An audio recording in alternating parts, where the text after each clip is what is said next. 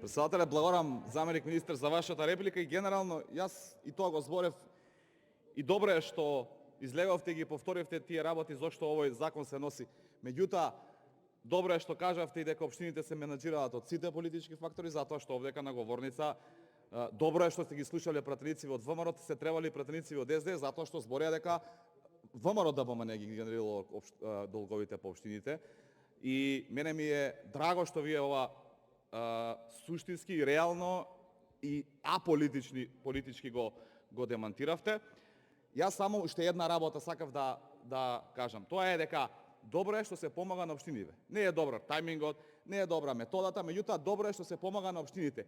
Она што фали во овој законско решение и генерално во законските решенија за помош на единиците на локална самоуправа е некаков заштитен механизам. Тие пари да не се потрошат повторно на непродуктивни трошоци, туку да се потрошат за реална намена. Тоа ми беше интенцијата и ви благодарам за репликата. Благодарам. Реплика